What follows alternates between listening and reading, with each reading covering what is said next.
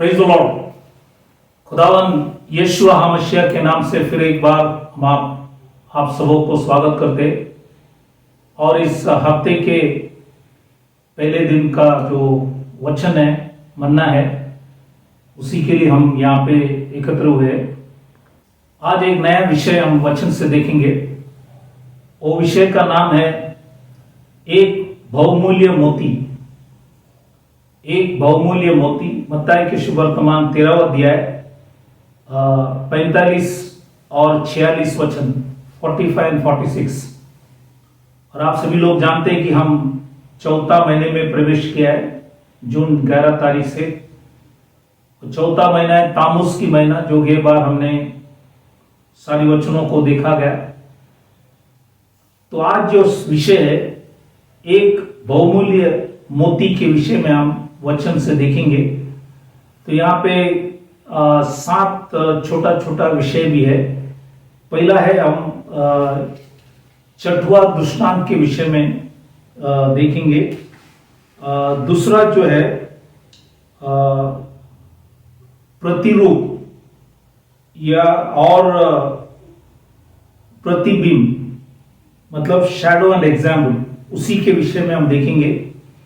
तीसरा है कलीसिया के बारे में जो भविष्यवाणी है, वो तीसरा विषय होगा।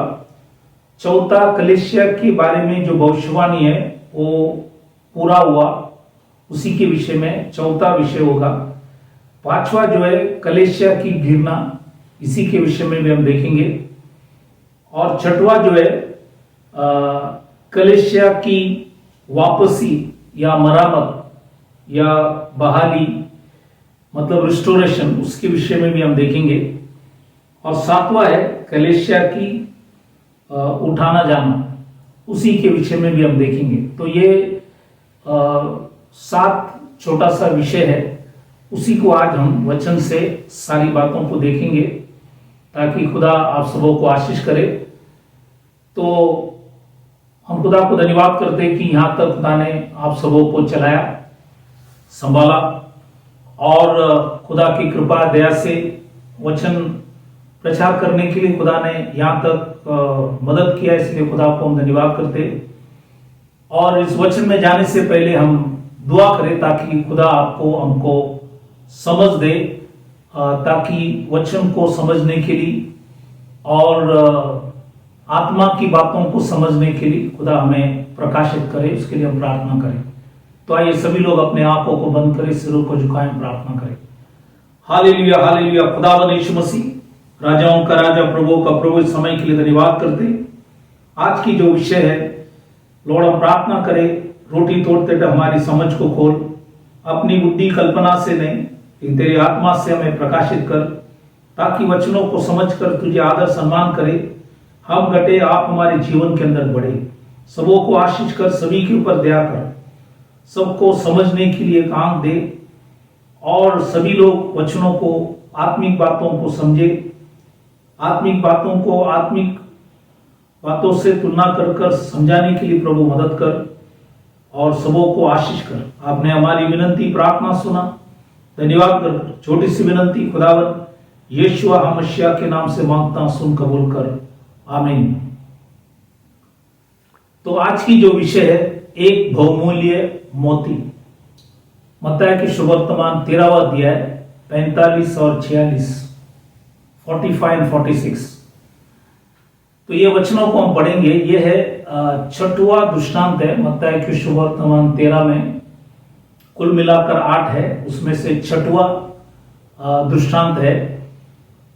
तो मत्ताई के शुभ वर्तमान 13वां अध्याय 45 और 46 जो वचन हम पढ़ेंगे, 45, 46, वहां पे लिखा है, फिर स्वर्ग का राज्य एक व्यापारी के समान है जो अच्छे मोतियों की खोज में था। अच्छे मोतियों की खोज में एक व्यापारी, जब उसने एक बहुमूल्य मोती मिला तो उसने जाकर अपने सब कुछ बेच डाला और उसे मोल ले लिया। यह है छठवां दृष्टांत। जैसे मैंने कहा कि मत्ताई के शुभ वर्तमान 13 में 13वां अध्याय में 8 दृष्टांत है और ये हमें 2000 साल का जो समय है ये भी हमें दर्शाता है, क्योंकि पहला जो दृष्टांत आप देखेंगे तो बी बोने के विषय में, तो आप देखेंगे पेंटिकॉस्ट के दिन बी बोया गया, यीशु मसीह भी आकर बी बोए गए। तो उस समय से लेकर आज तक 2000 साल की जो समय है ये भी हमें इस 8 जो दृष्टांत है हमें ये दर्शाते। और यूनानी भाषा में दृष्टांत का मतलब है पाराबोले। पाराबोले का मतलब है समानता या तुलना करना।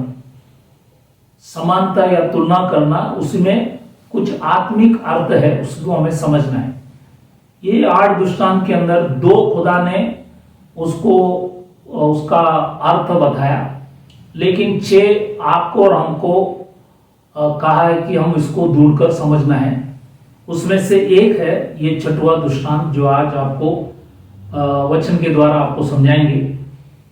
तो यहां पे लिखा है कि पहला चीज लिखा है कि स्वर्ग के राज्य या खुदा की राज्य, ये दोनों भी एक ही है। ये राज्य का मतलब यूनानी भाषा में बैसिलिया। बैसिलिया का मतलब है क्षेत्र या नियम या शासन या राज। तो ये खुदा की जो शासन है उसी के विषय में, राज्य उसी के विषय में लिखा गया कि उसका शासन आपके जीवन के अंदर या उसका राज्य आपके जीवन के अंदर वो कैसे होंगे, वो दृष्टांत के द्वारा आपको और हमको समझा है। इस दृष्टांत के अंदर उन्होंने लिखा है कि एक व्यापारी, बाइबल के अंदर लिखा है एक व्यापारी के समान है जो अच्छे मोतियों की खोज में था। तो ये व्यापारी जो वर्ड है इंग्लिश में मर्चेंट, ये यूनानी भाषा में लिखा है कि एम्परोस। एम्परोस का मतलब है यात्रा पर एक व्यक्ति। तो ये एक व्यक्ति यात्रा में है। ये व्यक्ति कौन हो सकता है? ये व्यक्ति है खुदावंद यीशु मसीह स्वयं। ये एक यात्रा है, वो स्वर्ग छोड़कर वो 2000 साल पहले इस धरती में आए और आज वो धरती में इसलिए आए कि अच्छे मोतियों को ढूंढने के लिए। तो यहां पे आगे लिखा है कि मोती जो वर्ड है यूनानी भाषा के अंदर लिखा है मार्गरोस, जहां से वर्ड आता है मार्गरेट भी। मार्गरोस का मतलब है इंग्लिश में ऑयस्टर, हिंदी में है सीप। ये सीप जो है पानी के अंदर रहता है कभी। तो लिखा है कि ये सीप मोती बनाती है जब उनके गोले में विदेशी पदार्थ जमा हो जाती है। तो उसी के द्वारा ये मोती जो है पर्ल्स जो इंग्लिश में लिखा है उसको बनाते हैं। और ये मोती जो है बहुत महंगा है और कीमती है कि कोई साधारण मनुष्य इसी को ले नहीं सकता है, बहुत कीमती है।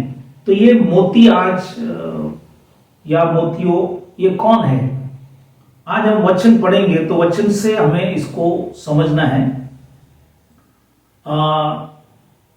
बाइबल के अंदर लिखा है कि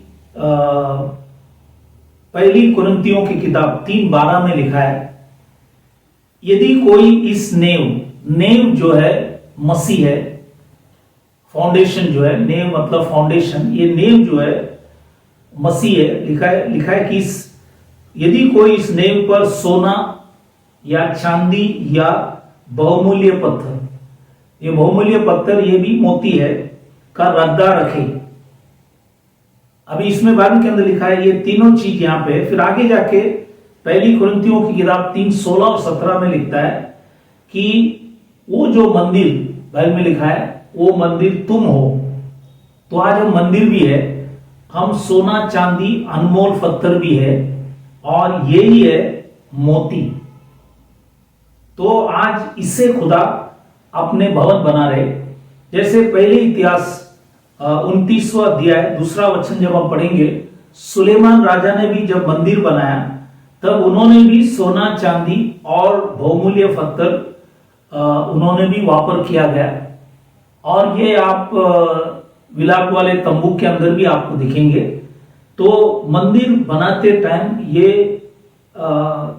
बहुमूल्य पत्थर भी वापर किया गया। इसलिए वचन के आधार पर ये मोतियों विश्वासी लोग हमें दर्शाते हैं, क्योंकि खुदा खोए हुए भेड़ों को ढूंढने के लिए, तितर बितर हुए भेड़ों को ढूंढने के लिए, आनंद काल के चुने हुए लोगों को ढूंढने के लिए, प्यासे भूखे लोगों को ढूंढने के लिए, उसके फल ढूंढने के लिए वो 2000 साल पहले इस धरती में आकाश छोड़कर एक व्यापारी के समान वो अच्छे मोतियों की खोज में वो था और आज भी उस खोज में है। अच्छे मोतियों को आज वो खोज रहा है। तो ये अच्छे मोतियां जो है ये परमेश्वर के विश्वासी लोगों को दर्शाते हैं। इसलिए पहली कुरिन्थियों की किताब 12वां अध्याय 12 वचन में लिखा है, क्योंकि जिस प्रकार देह तो एक है, हमारी देह तो एक है और उसके अंग बहुत है। अंग मतलब हाथ एक अंग है, पांव एक अंग है, कान, हाथ, नाक सब अंग है। लिखता है कि ये अंग और उस एक देह के सब अंग बहुत होने पर भी सब अंग मिलकर एक ही देह है। तो देह को भले उसमें हाथ है, पाव है, लेकिन बोलते हैं देह। तो सब अंग मिलकर एक देह पूरा होता है। इसलिए लिखता है एक ही देह है, उसी प्रकार मसीह भी है। तो आज हम सब अंग है और ये हमें मोतियों को दर्शाते हैं और हम सब मिलकर बहुमूल्य मोती बन गए। वो है एक बहुमूल्य मोती, वो है उसकी कलेशिया, उसकी देह। तो उसकी देह वो एक बहुमूल्य मोती है वचन के आधार पर। और इसलिए एक बहुमूल्य मोती जो है, इसके भी हम कुछ वचन बाइबल से देखेंगे। ये आज कलेशिया है, जिसको यूनानी भाषा के अंदर कहा कि एकलीसिया के मतलब है बुलाए हुए लोग। सबको बुलाए नहीं, प्रचार तो सबको करना है, बुलाए हुए बहुत कम है, उसमें से फिर खुदा चुनते भी है। तो इसलिए पहली कुरिन्थियों की किताब 12वां अध्याय 13 वचन में लिखा है, क्योंकि हम सब ने क्या यहूदी हो या क्या यूनानी, क्या दास हो या क्या स्वतंत्र, एक ही आत्मा के द्वारा एक देह होने के लिए बपतिस्मा लिया और हम सब को एक ही आत्मा पिलाया गया। तो आज बाइबल के अंदर लिखा है ये कलेशिया जो है, चाहे उसमें यहूदी हो या उसमें यूनानी मतलब अन्य जाति, चाहे दास हो या स्वतंत्र हो, ये खुदा ने सबको ले आए। जैसे मैंने कहा कि आज परमेश्वर ही किसी का आंख खोल सकता है। प्रचार तो हम करते हैं, लेकिन आंख खोलना खुदा के हाथ में। जैसे रोड पे एमॉस में वो जो एमॉस के मार्ग में दो व्यक्ति चल रहे थे, खुदा उनके साथ जुड़ गए। क्यों जुड़ गए? क्योंकि वो आत्मिक बातों को करते जा रहे थे और खुदा ने उनकी आंखों को खोला, शिष्यों की समझ को खोला। और बाइबल के अंदर लिखा है लुदिया की दिल को खोले। तो दिल खोलना, समझ खोलना, आंख खोलना, ये सब उसी के हाथ में है। और वही हमारी भी आंखों को खोले तो हमको पहचान में आया हमारा सृष्टिकर्ता खुदावन यीशु मसीह है। क्योंकि हम भी जन्म के बाद हमने भी पराया चीजों को मानते गए, लेकिन नियत समय पे खुदा ने हमारे भी आंखों को खोले, आपकी भी आंखों को खोले कि आपको और हमें खुदा ने उसके अंग बनाने के लिए, उसके मोती बनाने के लिए उसने आपको, हमको, सबको इकट्ठा किया। वो आज भी एक व्यापारी के समान बाइबल के अंदर लिखा है अच्छे मोतियों की खोज में है। और इसलिए यहाँ पे हम जब पढ़ेंगे तो वहां पे और भी कुछ वचन लिखा है। जैसे पहली कुरिन्थियों की किताब 12:18 में लिखता है परंतु सचमुच परमेश्वर ने अंगों को अपनी इच्छा के अनुसार, पास्टर की इच्छा के अनुसार नहीं, अपनी अंगों अपनी इच्छा के अनुसार एक एक करके देह में रखा है। पास्टर का काम है वचन को प्रचार करना, वचन को ख्याल करना, वचन को लोगों को सिखाना। जो वचन में नहीं बैठते वो चले जाएंगे, वचन में है वो बैठेंगे। ये बाइबल में लिखा है, परमेश्वर करता है। इसलिए पहली कुरिन्थियों की किताब 12:27 जो वचन है 27, वहां पे भी लिखा है इस प्रकार तुम सब मिलकर मसीह की देह हो, हम दुल्हन नहीं। आज तमाम मंडलियां, चाहे वो ट्रिनिटी तत्व को मानते हैं या एक ही खुदा मानते हैं, सभी लोग विश्वास करते हैं कि हम मसीह का दुल्हन है। लेकिन यहां पे मैं अभी 3 वचन बताऊंगा, कुरिन्थियों की किताब, इफिसियों की किताब और कुलुसियों की किताब। तीनों जगह पे परमेश्वर के दास पौलुस ये अन्य जाति की मंडली को समझाते टाइम कहा कि लिखा है कि तुम सब मिलकर मसीह के देह हो और अलग अलग उसका अंग हो। यह है पहली कुरिन्थियों की किताब 12:27 में लिखा है। अलग अलग अंग है, साथ में जब अंग मिलता है तब हम क्या होता है, उसका देह, और वो हमारा सिर है, हम उसकी शरीर है, देह है, और हम उसका दुल्हन नहीं है। ये पहला वचन आपको बताया, और इसलिए इसको समझना जरूरी है क्योंकि इफिसियों की किताब पहला अध्याय 22 और 23 वचन में भी लिखा है कि ये उसकी देह है और उसी के परिपूर्णता है जो सब में सब कुछ पूरा करता है। इसलिए बाइबल के अंदर लिखा है वो उन्होंने हम आपको और हमको उसका देह बनाया। और ये वचन कुलुसियों की किताब पहला अध्याय 17 और 18 वचन भी जब पढ़ेंगे, वहां पे भी लिखा है कि विशेष करके लिखा है कि वही देह अर्थात कलीसिया का सिर है, वही आदि है और मरे वो में से जी उठने वालों में पहिलौठा की सब बातों में वही प्रधान ठहरे। वो सब में प्रधान है और वो पूरा अधिकार कलीसिया को दिया है क्योंकि कलीसिया उसका शरीर है, वो कलीसिया का सिर है। इसलिए यीशु मसीह स्वयं, बाइबल के अंदर लिखा है, एक मोती थे, वो ढूंढते ढूंढते उनको 12 मोती मिला, फिर 12 से 120 हुआ, 120 से 3000 हुआ, 3000 से 5000 हुआ, 5000 से मंडलियां हुई, उसके बाद घर में मंडली, 7 चीज आप दिखेंगे। तो ये शुरुआत जो है, यीशु मसीह स्वयं एक गौ था। आज गौ की जो खेती है आज बढ़ रहा है। जैसे हमने देखा स्वयं यीशु मसीह लिखा है कि एक गौ जब मरता है तो वहां पे 12 गौ आ गया, उसके बाद 120 हुए, फिर 3000 हुआ, 5000 हुआ, मंडलियां हुई, घर में भी मंडलियां। तो आज ऐसे मंडली को खुदा ढूंढ रहे। तो ये तीनों वचन जो हमने पढ़ा, कुरिन्थियों की किताब पढ़े, इफिसियों की किताब पढ़े और कुलुसियों की किताब पढ़े, ये तीनों जगह पे खुदा ने लिखा है कि हम उसके देह है, हम उसका बॉडी है, बॉडी ऑफ क्राइस्ट है, देह है। कहीं पे भी लिखा नहीं कि हम उसका दुल्हन है। तो हम उसका दुल्हन नहीं, इज़राइल उसका दुल्हन है, हम उसका शरीर है। ये बातों को जानना बहुत जरूरी है क्योंकि हमारा विश्वास वचन में लिखा हुआ उस बातों को जानना बहुत जरूरी है। इसलिए यहाँ पे ये सारी बातों को आपको वचन से बताया। तो आज ये बाइबल के अंदर लिखा है कि एक बहुमूल्य मोती जो है ये उसका कलीसिया है, और ये कलीसिया मतलब उसका देह। बाइबल के अंदर लिखा है सब मिलकर मसीह का देह और अलग अलग उसका अंग है। तो आज खुदा हाथों को बुला रहा है, पाँव को बुला रहा है, आंखों को बुला रहा है, कानों को बुला रहा है। इसको सबको लेके आकर अपने अपने जगह पे वो सेटिंग और फिटिंग करते हैं। मतलब वही बाइबल के अंदर लिखा है उसकी इच्छा के अनुसार एक एक करके देव में रखा है। वो एक एक को लेके आकर अपने जगह पर रखता है।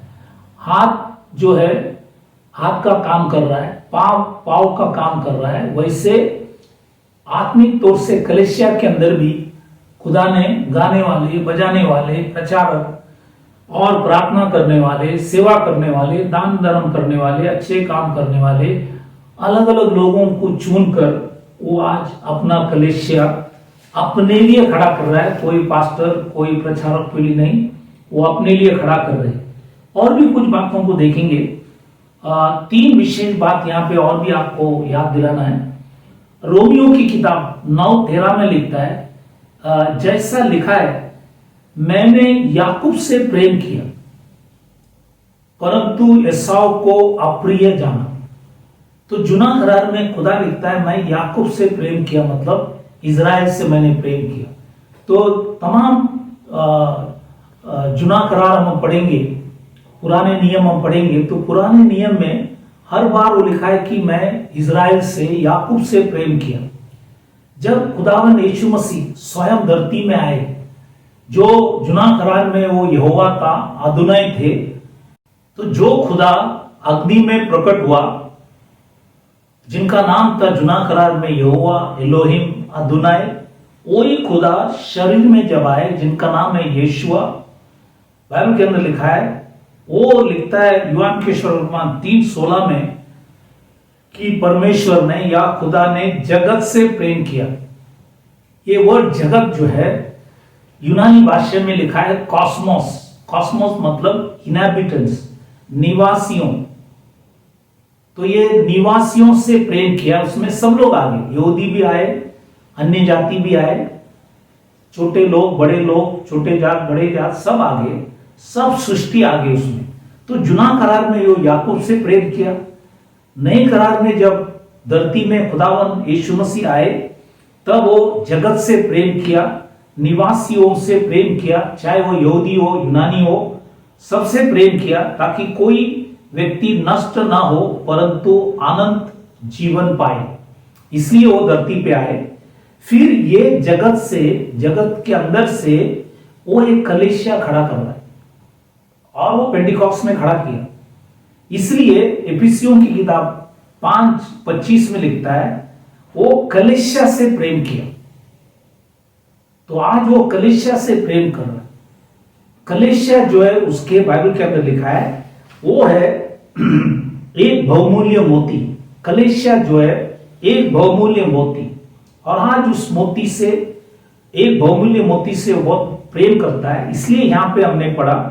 तो आज परमेश्वर देखो, सब खोए हुए लोग, जगत में गिरे हुए लोग, पाप में पड़े हुए व्यभिचारी लोग, नशा करने वाले, बुराई करने वाले, कर्जे में पड़े हुए लोग, अलग अलग बीमारी में पड़े हुए लोग, इनको सभी को लेके आकर पापी लोगों से खुदा एक पवित्र कलीसिया अपने लिए खड़ा कर रहा है। इसलिए आज जगत से प्रेम कर कर, जगत के अंदर से वो एक कलीसिया आज खड़ा कर कर, वो कलीसिया से वो प्रेम करता है। और वो कलीसिया उन्होंने पेंटिकॉस्ट के दिन खड़ा किया। कई वचनों को हम देखेंगे आगे। और एक विशेष बात आपको जानकारी दिलाना चाहता हूं, वो एफिसियों की किताब 5:30 में। अब इसमें बहुत से इंग्लिश बाइबल में भी और हिंदी में कुछ वचन निकाल दिया है, कुछ वचन नहीं है।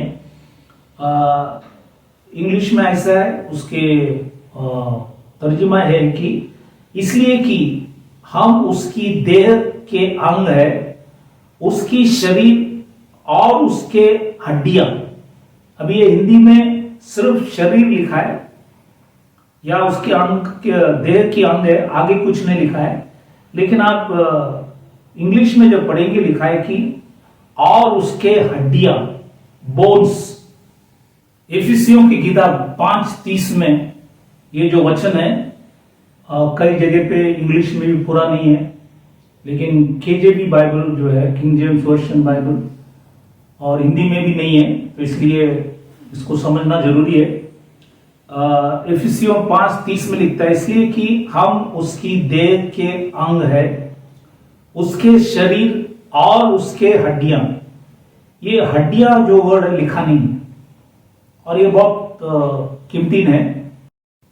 तो ये जो शब्द है हड्डियां, इसको जानना जरूरी है, क्योंकि खुदा ने जब आदम को बनाया, आदम के अंदर 207 हड्डियां थी, उसमें से एक निकालकर उन्होंने हव्वे को बनाया,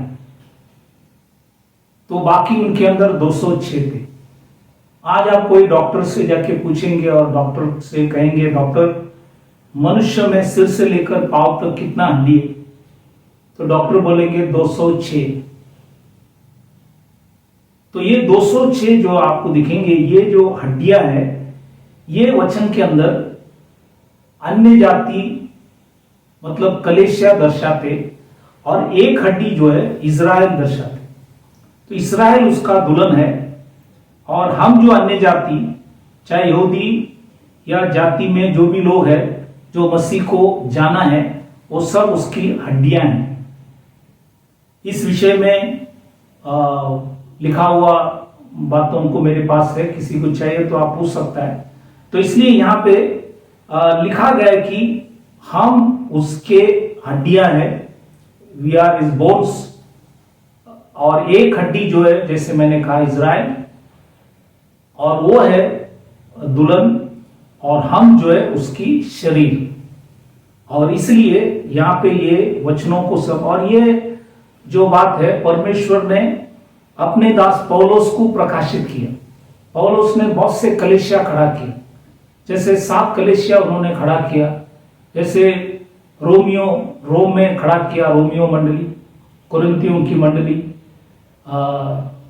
गलतियों की मंडली, फिर हम एफिसस की मंडली, फिलिपियों की मंडली, कुलोसियों की मंडली और तस्लोनिका, 7 कलीसिया उन्होंने खड़ा किया। प्रकाशित वाक्य में भी आपको 7 नाम दिखेंगे। तो ये कलीसिया को खुदा ने परमेश्वर के दास पौलुस, जिनके द्वारा खुदा ने उनको बहुत से आत्मिक बातों को समझाया, आत्मिक बात उन्हें परमेश्वर ने बताया, उसी के द्वारा ये जो अन्य जातियों को उन्होंने सिखाया कि हम सब उसके हड्डियां हैं। इसी को समझना बहुत जरूरी है। और इस हड्डियों के लिए लिखा है कि तो उसने जाकर अपने सब कुछ बेच डाला और उसे मोल ले लिया। क्या उसने सब कुछ बेच दिया? उसने अपना खुद का जान कुर्बानी किया, जान बेच देकर आपको और हमको बचाया। हम सब पापी जो दुष्ट थे, पाप में थे, नशे में थे, अलग अलग बुराई में थे, ये सब चीज से खुदा ने आपको और हमको चुना। कोई व्यभिचार करने वाले, कोई नशा करने वाले, ये ऐसे सब पापियों को खुदा ने चुनकर उन्होंने बाइबल के अंदर लिखा है हमको मोल लिया है। इसलिए प्रेरित की किताब 20:28 जब पढ़ेंगे वहां पे लिखा है उसने अपने लहू से मोल लिया है। तो लहू देकर उन्होंने आपको और हमको खरीदा है। मोल लिया मतलब खरीद लिया है। तो आज आप कितना अनमोल है, इस बातों को समझना बहुत जरूरी है। भले हम कितने बड़े पापी थे, लेकिन वो हमें एक अच्छे मोतियां बनाया, और हम सब मोतियां मिलकर, बाइबल के अंदर लिखा है एक बहुमूल्य मोती उन्होंने हमको बनाया, मंडली बनाया और हमको मोल लिया है। इसलिए फिलिपियों की किताब 2:6-8 जब पढ़ेंगे वहां पे लिखा है कि परमेश्वर स्वयं आपको ऐसा शून्य कर दिया और दास के स्वरूप धारण किया और मनुष्य के समानता में हो गया और मनुष्य के रूप में प्रकट होकर अपने आप को दीन किया। और बाइबल के अंदर लिखा है यहां तक आज्ञाकारी रह के मृत्यु, क्रूस की मृत्यु भी सह ली।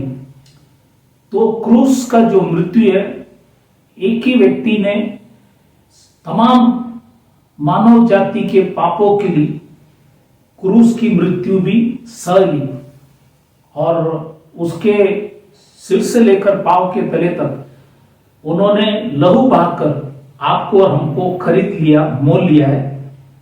इसलिए हम कितने पाप में पड़े थे, लेकिन फिर भी उन्होंने हमसे प्रेम किया, जगत से प्रेम किया और कलीसिया से प्रेम कर कर आज यहाँ पे लिखा है कि पहली कुरिन्थियों की किताब 6:20 में लिखता है, क्योंकि दाम देकर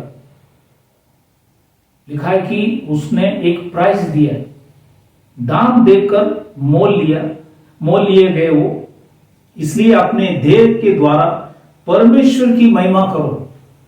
आज उसने आपको खरीदा है, इसलिए रोज हमें उसको धन्यवाद करना है, थैंक यू बोलना है, क्योंकि उन्होंने आपको दाम देकर मोल लिए गए हो। वापस पहली कुरिन्थियों की किताब 7:23 के अंदर लिखा है, तुम दाम देकर मोल लिए गए हो, मनुष्य की दास न बनो। तो ये सारा वचन जो हम लोग पढ़ते हैं, तो यहां पे लिखा है कि यीशु मसीह ने सब कुछ बेच डाला, मतलब उसका जान कुर्बानी किया। बेचकर क्या किया? लिखा है कि उसे बाइबल के अंदर लिखा है मोल लिए गए। वो कलीसिया जो उसकी देह है, वो एक बहुमूल्य मोती को उसने बाइबल के अंदर लिखा है मोल लिया है, उसमें आप और हम भी आ गए। इसलिए हम परमेश्वर को, खुदा को हर बार धन्यवाद करना चाहिए कि उन्होंने आपको और हमको चुनकर दुनिया से अलग किए। अब ये जो वचन जो हमने पढ़े, इसका जुना करार में दूसरा जो विषय उसी में हम जाएंगे अभी, वो है प्रतिरूप और प्रतिबिंब। मतलब ये है शैडो एंड एग्जाम्पल या छाया। जुना करार सब छाया है, हकीकत जो है आपको नए करार में मिलेंगी। तो इसलिए जुना करार में ये जो उदाहरण बाइबल के अंदर लिखा है, ये प्रतिरूप या ये प्रतिबिंब, इसमें 3 उदाहरण हम जुना करार से देखेंगे। एक है, जैसे वचन में आप पढ़ेंगे तो प्रेरित की किताब 7वां अध्याय पढ़ेंगे तो वहां पे लिखा है कि कलीसिया जंगल में था, तो इजराइल लोग भी एक कलीसिया था, तो वो जंगल में थे। तो खुदा ने जंगल में मूसा से कहा था कि मेरे लिए एक मिलाप वाले तंबू बनाना, और खुदा ने उसके मेजरमेंट उनको दिया गया और कहा कि स्वर्ग में जो मंदिर है उसी के अनुसार धरती में भी एक बनाना, और उसके अंदर मैं निवास करूंगा। और इसलिए उसने कहा कि मिलाप वाले तंबू बनाना। जब मूसा ने वो मिलाप वाले तंबू खुदा ने दिया हुआ हिसाब से उसकी नमूना से जब खड़ा किया, तब निर्गमन 40वां अध्याय 35 वचन लिखता है, और बादल मिलाप वाले तंबू पर ठहर गया। ये वर्ड ठहर जो है इंग्लिश में अबोर्ड, ये है शिखाना ग्लोरी। ये वर्ड यहां से आया शिखाना। तो लिखा है कि और यहोवा का तेज निवास स्थान में भर गया, उसका तेज भर गया, इस कारण मूसा उसमें प्रवेश न कर सका। तो बाइबल के अंदर लिखा है मिलाप वाले तंबू भी एक मंडली था, एक भवन था, एक चर्च था, एक कलीसिया था, चुने हुए लोगों को खुदा ने चुना था। ये एक उदाहरण, उसका छाया हमको जुना करार में दिखेंगे। दूसरा जो छाया है, दूसरा इतिहास 7वां अध्याय 1 वचन में लिखा है कि जब सुलेमान ने उस भवन को बनाया, तो वहां पे भी लिखा है यहोवा का तेज भवन में भर गया। तो यहोवा का तेज उस भवन में, यह दूसरा उदाहरण है कि परमेश्वर का तेज या परमेश्वर का शिखाना वो बाइबल के अंदर लिखा है भवन में भी भर गया। जैसे मिलाप वाले तंबू में भर गया, वैसे यहां पे भी भर गया। तीसरा उदाहरण है, ये मंदिर टूट गए, नबूकदनेस्सर राजा ने आके तोड़ा, क्योंकि इजरायली लोगों ने पाप करने से मंदिर टूट गए। आज हमारा शरीर जो परमेश्वर का मंदिर भी है, ये टूट जाते हैं जब हम पाप करते हैं। लेकिन यहां पे आप देखेंगे 70 साल के बाद खुदा ने इजरायलियों को वापिस वो मंदिर बनाने में वापिस मदद किया, तो उन्होंने दोबारा मंदिर बनाया।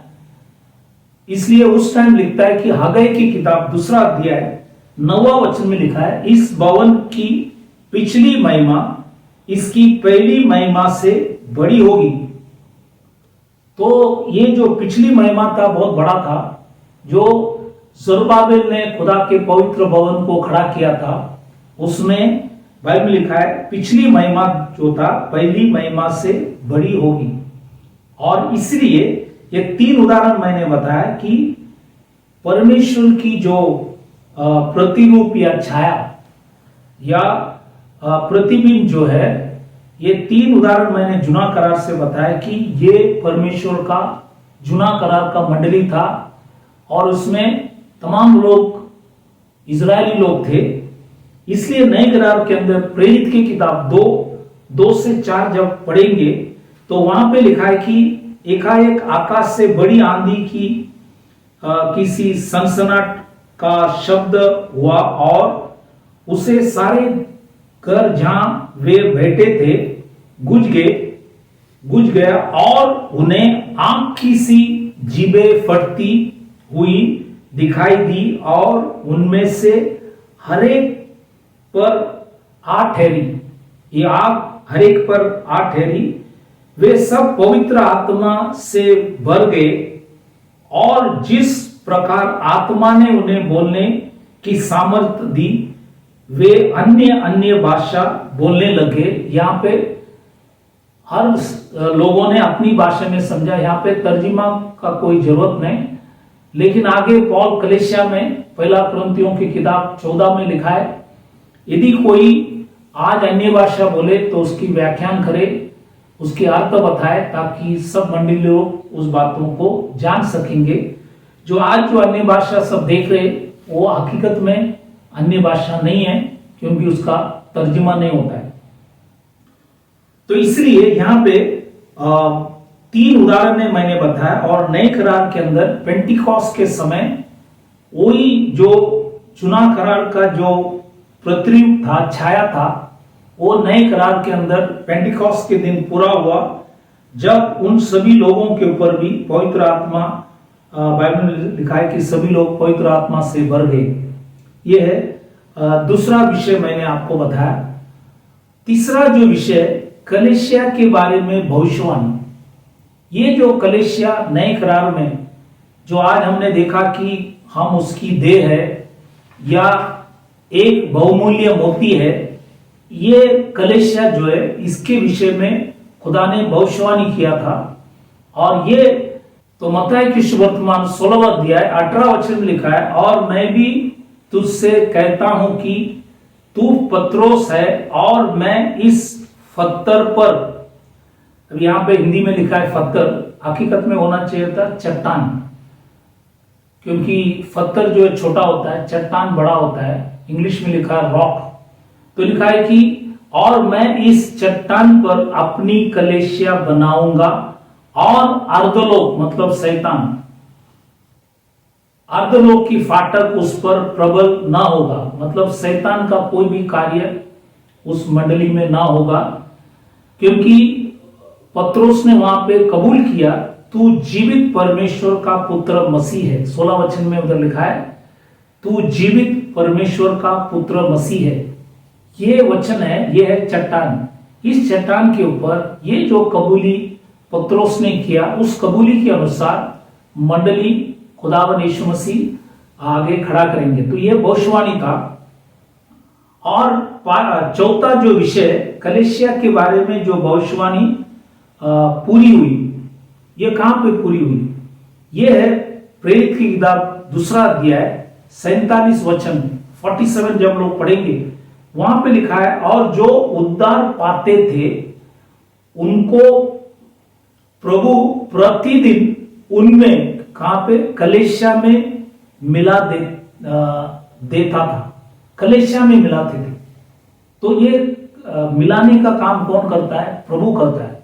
तो कोई पास्टर नहीं, पास्टर का काम है प्रचार करना, लेकिन बाइबल में लिखा है प्रभु प्रतिदिन उनमें मिला देता था। तो मिला देने का काम परमेश्वर का है, वो करते हैं। पास्टर का काम है कि वचन को, पासवान लोगों का काम है वचन को प्रचार करना, कलीसिया में लोगों को लेके आना। परमेश्वर लेके आते, जो चुने हुए उनको खुदा ले आएंगे। इसलिए ये जो कलीसिया के भविष्यवाणी किया था, ये यहाँ पे कलीसिया खुदा ने पेंटिकॉस्ट के दिन खड़ा किया और प्रतिदिन बाइबल में लिखा है उनमें कलीसिया में मिला देता था।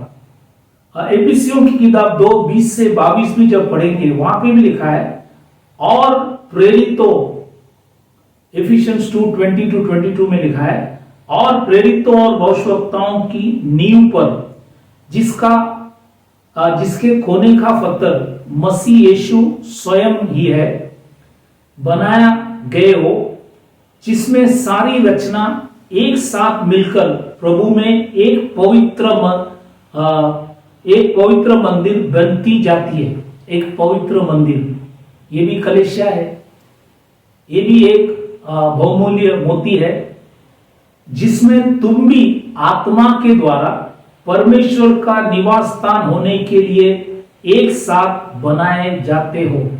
तो आज खुदा बाइबल के अंदर लिखा है उसकी निवास स्थान, उसको गॉड एक एक व्यक्ति को ले आकर उसको फिट करते, सेट करते, खड़ा करते, ये सब खुदा के काम है, वो करते हैं मंडलियों के अंदर। इसलिए गाने वाले, बजाने वाले, प्रचार करने वाले, सेवा करने वाले, दान धर्म करने वाले, सबों को खुदा चुनकर हर एक अंगों को, हाथ पांव कान सबों को ले आकर खुदा मंडली में लेके आकर खड़ा करता है। जब शरीर के आखिरी अंग उसमें आ जाएंगे, उस दिन कलीसिया का काम समाप्त होगा।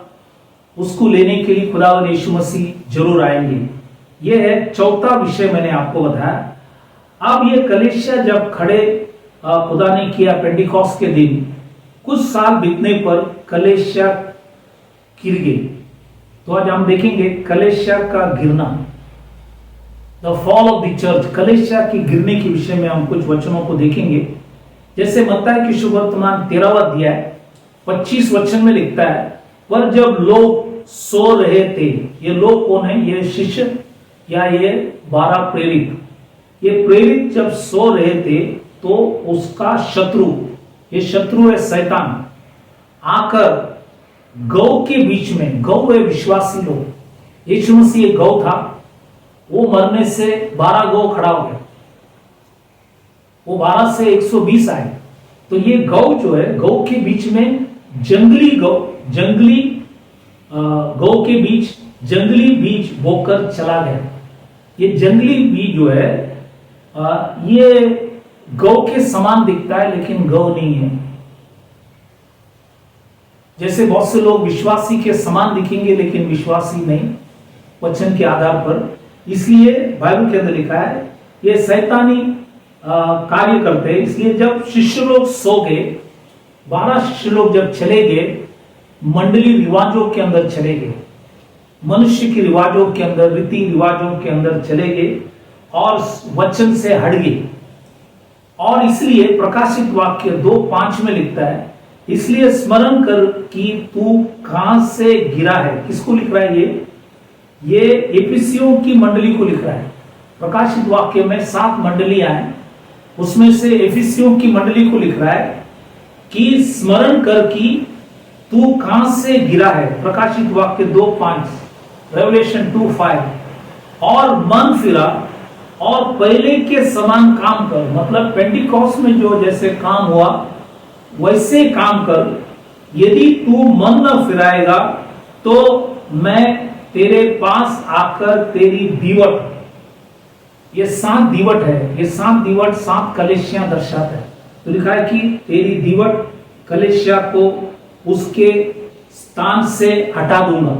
तो जो भी कलीसिया वचन के आधार पर नहीं है वो सब कलीसिया को हटा देंगे। इसलिए उसने कहा कटनी तक दोनों बढ़ने दो, गौ और जंगली गौ, सही मंडली गलत मंडली दोनों को बढ़ने को खुदा ने मौका दिया है। और इस आखिरी दिनों के अंदर खुदा फर्क करेंगे। इसलिए लिखा है कि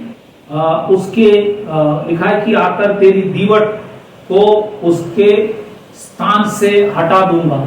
तो ये परमेश्वरी करते हैं, खुदा ही करते हैं। इसलिए मंडलियों को लिखा है, एफिसियों की मंडली को लिखा है। इसलिए आज ये कलीसिया शिष्य लोग जाने के बाद गिरा हुआ परिस्थिति में थे, अंधकार में चले गए, रिवाजों में चले गए, मूर्ति पूजा के अंदर चले गए, गलत शिक्षण में चले गए।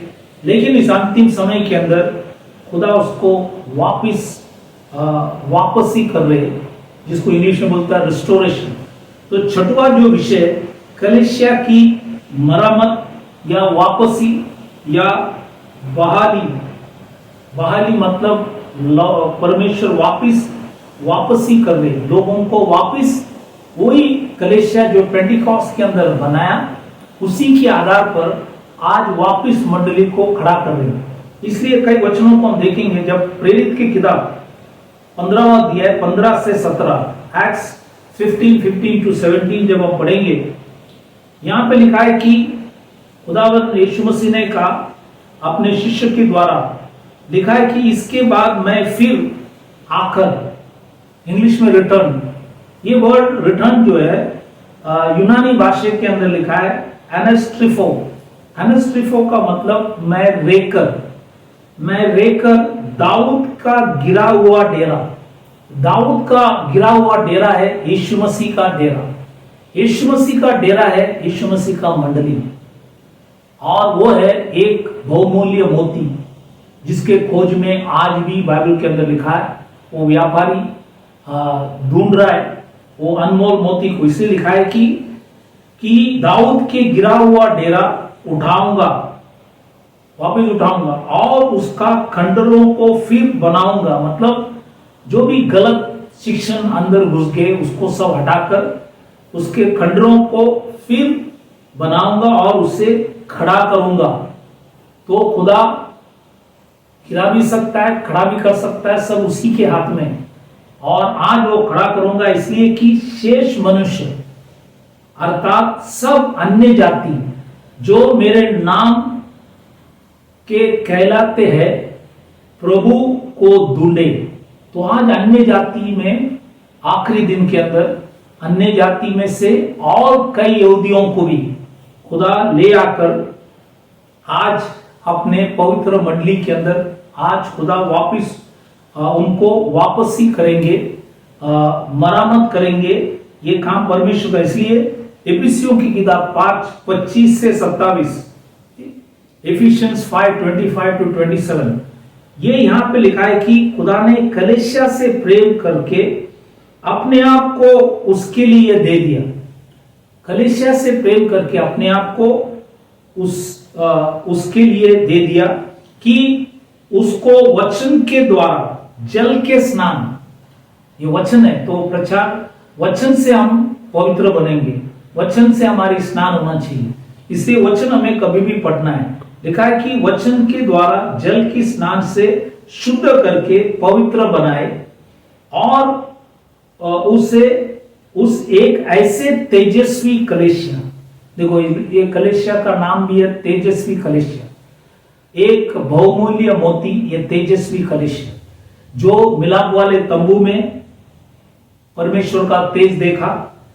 परमेश्वर के भवन में सुलेमान ने जब मंदिर बनाया तभी भी वहां पे परमेश्वर का तेज को देखा। जरुब्बाबेल ने जब दोबारा मंदिर बनाया वहां पे भी परमेश्वर की तेज था। वही पेंटिकॉस्ट के दिन भी परमेश्वर का तेज वहां पे थे।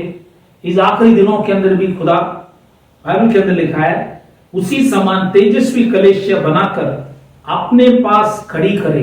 वो अपने लिए खड़ा कर रहा है, कोई पास्टर के लिए नहीं, अपने लिए खड़ा कर रहा है। तो खुदा आज एक तेजस्वी कलीसिया बनाकर अपने पास खड़ी करे जिसमें न कलंक। यूदा के किताब में 11वां वचन जो है वहां पे लिखा है कि ये जो कलम जो है वो है केन, बिलाम और कोरा। तो ये सभी लोग, ऐसे सब लोग वो जो तेजस्वी कलीसिया में नहीं आ पाएंगे, क्योंकि बाइबल के अंदर लिखा है उसमें ना जुड़ी ना कोई और ऐसे वस्तु हो वरन पवित्र और निर्दोष।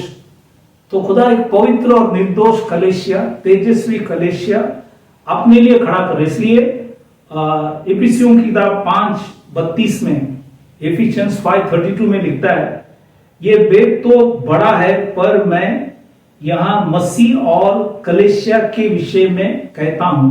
यही वचन है बहुत से लोग लेकर कहा कि हम उसका दुल्हन है, वो यीशु मसीह दूल्हा है। तो ये वचनों को लेकर लोगों ने कहा, लेकिन मैंने पहले ही बताया वचन से कि परमेश्वर के दास पौलुस ने वचन के द्वारा बताया कि हम उसके शरीर है, और बाइबल में लिखा है कि और उसका अंग है। इसलिए कलीसिया जो है उसका दुल्हन नहीं है, ये बातों को जानना। और इसलिए ये सिर्फ मसीह और कलीसिया के विषय में वो कहता है, वो पति पत्नी को लेकर वो मसीह और कलीसिया को हमें समझाया। इसलिए ये कलीसिया खुदा आज इस आखिरी दिनों में जैसा पेंटिकॉस्ट में खड़ा किया था, वैसे आज एक तेजस्वी कलीसिया वो अपने लिए जरूर खड़ा करेंगे। और ये कलीसिया लेने के लिए वो आ रहे। इसलिए 7वां जो विषय है कलीसिया की उठाना जाना, तो कलीसिया की जो उठाना जाने के विषय में हम देखेंगे। पहली थिस्सलुनीका की किताब 4:16-17, फर्स्ट थिस्सलुनीका 4:16-17 में लिखा है, क्योंकि प्रभु आप ही, वो एक ही व्यक्ति है, 2 या 3 नहीं। इसलिए लिखता है कि प्रभु आप ही स्वर्ग से उतरेगा, उस समय ललकार और प्रधान दूत का शब्द सुनाई देगा, और परमेश्वर की तुरही फूकी जाएगी, और जो मसीह में मरे हैं वे पहले जी उठेंगे। तब हम जो जीवित और बचे रहेंगे उनके साथ बादलों पर उठा लिए जाएंगे।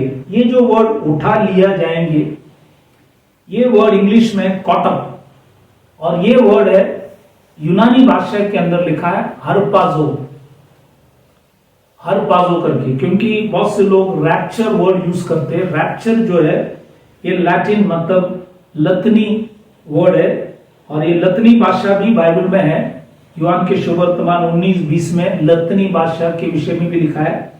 तो ये रैप्चर जो है ये लतनी भाषा से आया, रैप्चर्स से आया रैप्चर, लेकिन वचन में जो है लिखा है उठा लिए जाएंगे, ये है कॉट अप इंग्लिश में हरपाजो। तो वो आकर हमारा हरपाजो करेंगे कि हवा में प्रभु से मिले। वो धरती में नहीं आ रहा है, हवा में खुदा को मिलेंगे, और इस रीति से हम सदा प्रभु के साथ रहोगे। तो ये परमेश्वर के दास पौलुस ये थिस्सलुनीका की मंडली को ये बातों को लिखा गया। उसी समान पहली कुरिन्थियों की किताब 15वां अध्याय 51 और 52 वचन 51-52, फर्स्ट कुरिन्थियन 15:51-52 में लिखा है, देखो मैं तुमसे वेद की बात कहता हूं, हम सब नहीं सोएंगे परंतु सब बदल जाएंगे, और यह क्षण भर में पलक मारते ही अंतिम तुरही फूकते ही होगा, क्योंकि तुरही फूकी जाएगी और मुर्दे अविनाशी दशा में उठाए जाएंगे और हम बदल जाएंगे। तो वो हमको बदल देंगे। ये परमेश्वर की दास पौलुस कुरिन्थियों की मंडली को भी समझाया, और इसी समान परमेश्वर का प्रेरित यूहान ने प्रकाशित वाक्य 3:11 में लिखता है, मैं शीघ्र ही आने वाला हूं, जो कुछ तेरे पास है उसे थामे रख कि कोई तेरा मुकुट छीन न ले। ये 6वां मंडली है, 6वां कलीसिया है, जिसका नाम है फिलाडेल्फिया। तो ये फिलाडेल्फिया मंडली से कहता है मैं शीघ्र ही आने वाला हूं, वो जल्दी आ रहा है। इसलिए जो भी हमारे पास है लिखा है कि उसे थामे रख। आज आपके पास जो सच्चाई है उसको बेचना नहीं, उसको थामे रख, ताकि वो जब आएंगे हम विश्वास योग्य पा सकेंगे। इसलिए मैंने आज आपको वचन से एक बहुमूल्य मोती के विषय में बताया, और सारी बातों को जो वचन में लिखा गया मैंने आपको बताया। ये खुदा के कलीसिया है, तो उसने एक एक बाइबल के अंदर लिखा है अच्छे मोतियों की खोज में था।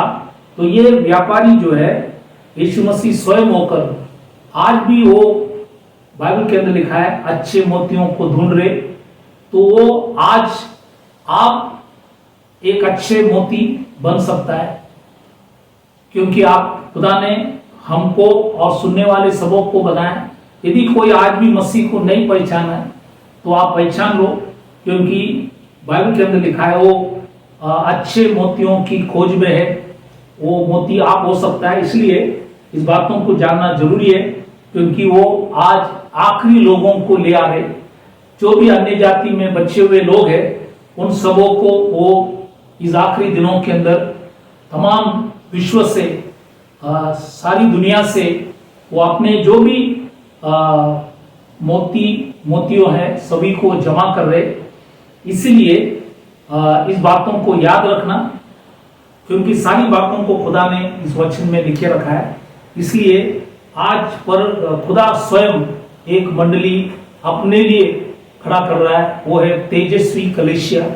इसलिए मैंने आपको सारी बातों को बताया ताकि प्रभु इस वचन के द्वारा आप सबों को आशीष करे, आशीर्वाद करे। और हम विदा होने से पहले हम सभी के लिए जो भी बीमार, तकलीफ, परेशानी, संकट, मुसीबत, गलत शिक्षण में ये मंडली के आधार पर अगर नहीं है तो उनके लिए भी हम प्रार्थना करें कि प्रभु उन्हें भी सही शिक्षण में ले आए, ताकि उनके अंदर शांति, समाधान, आशीष खुदा सबों को दे सकेंगे। इसलिए हम सभी के लिए दुआ प्रार्थना करेंगे। तो आइए अपने आंखों को बंद करें, सिरों को झुकाएं, प्रार्थना करें। Hallelujah, hallelujah. खुदावंद यीशु मसीह, इस वचन के लिए हम धन्यवाद करते कि प्रभु आपने हमें अच्छे मोतियों बनाकर एक बहुमूल्य मोती लॉर्ड कलीसिया के द्वारा आज एक पवित्र निर्दोष कलीसिया, प्रभु एक तेजस्वी कलीसिया आप अपने लिए खड़ा कर रहे। आज तमाम भाई बहन जो भी इस वचन को सुने, हम प्रार्थना करें यदि कोई बीमार, तकलीफ, परेशानी, संकट, मुसीबत, कर्जे या और कोई तकलीफ के अंदर फंसे, खुदावन आपने काय फटके से उन्हें चंगाई दे। आपने भाई और लोग से उनकी सारी अपराधों को क्षमा कर और दया कर, अनुग्रह कर, ताकि आपके वचन के आधार पर सब कुछ करने के लिए प्रभु आप उन्हें सिखा, उन्हें समझा, उनके ऊपर दया कर, अनुग्रह कर, सबों को आशीष कर, सबों को आपके मार्गों में चला और सभी के ऊपर दया कर, अनुग्रह कर और सबों को हिम्मत दे, शक्ति दे, सामर्थ दे, ताकि आपके नाम की महिमा, स्तुति, आराधना कर सके। आपने हमारी विनती, प्रार्थना सुना, धन्यवाद कर छोटी सी विनती खुदावन यीशु मसीह के नाम से मांगता हूं, सुन कबूल कर, आमीन। तो आज आपको ये विषय में, एक बहुमूल्य मोती के विषय में सारी बातों को बताया। इसलिए आप वचनों को पढ़ना, पश्चाताप के हृदय रखकर परमेश्वर से प्रार्थना करना कि प्रभु आप सबों को आशीष करे। इसलिए खुदा ने वचन में प्रेरित की किताब 2:36 से 29 वचन जब आप पढ़ेंगे तो वहां पे लिखा है वो एक ही खुदा है और हम पश्चाताप करें। यदि हमारे अंदर कोई गलत शिक्षण है उसी से हम हट जाए, सच्चाई को माने, ताकि हम विश्वास योग्य पा सकेंगे। तो खुदा इस वचनों से आप सबों को आशीष करे। जब तक हम फिर नहीं मिलते, खुदा आप सबों को आशीष करे, आशीर्वाद करे, यही हमारी प्रार्थना है। प्रभु आप सबों को आशीष करे। Thank you very much. Praise the Lord.